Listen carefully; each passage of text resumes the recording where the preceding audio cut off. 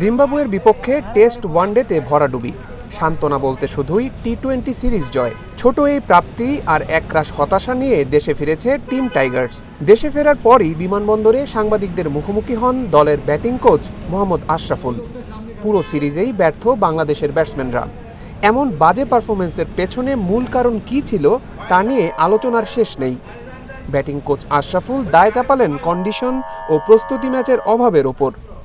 আশরাফুলের মতে জিম্বাবুয়ের আবহাওয়া ও উইকেটের কন্ডিশন বাংলাদেশের চেয়ে একদমই ভিন্ন।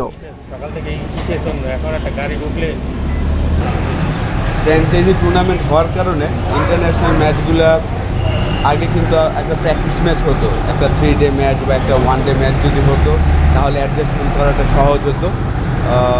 তো ওই অপশনটা এখন নাই। এখন আপনাকে খুব যেই খেলতে হয় কন্ডিশনের সাথে অ্যাডজাস্ট করার জন্য যে এক্সট্রা একটা সময়, যদিও আমাদের টেস্ট টিমটা আগে গিয়েছেন, 1 ডে টিমের প্লেয়ারও আগে গিয়েছিলেন, কিন্তু প্র্যাকটিস ম্যাচ খেলার যে এক্সপিরিয়েন্সটা ওইটা কিন্তু ছিল না। ওইটা হলে হয়তোবা মূল ম্যাচগুলোর রেজাল্ট আমাদের পরেই থাকতো আমি মনে করি।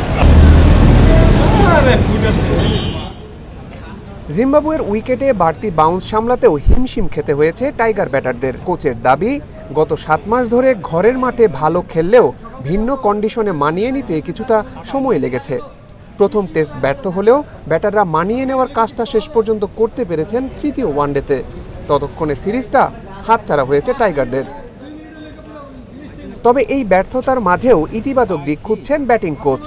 সামনে 2027 বিশ্বকাপ এবং আসন্ন অস্ট্রেলিয়া সিরিজে জিম্বাবুয়ের বাউন্স কাজে লাগবে বলে আশাবাদী আশরাফুল।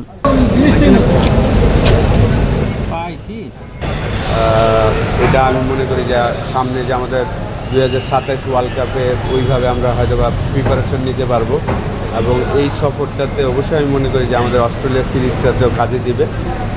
এইখানে যে এক্সট্রা একটা বাউন্স এবং লাস্ট 7 মাস ধরে অবশ্যই আমরা আমাদের হোম কন্ডিশনে ভালো করছিলাম, কিন্তু ডিফারেন্ট একটা কন্ডিশন, সেই কন্ডিশনে আমাদের একটু সময় লেগে গিয়েছে। জিম্বাবুয়েতে মানিয়ে নেওয়ার পর্যাপ্ত সময় না মিললেও আসন্ন অস্ট্রেলিয়া সফরের জন্য 12 দিন আগেই দেশ ছাড়বেন নাজমুল শান্তরা।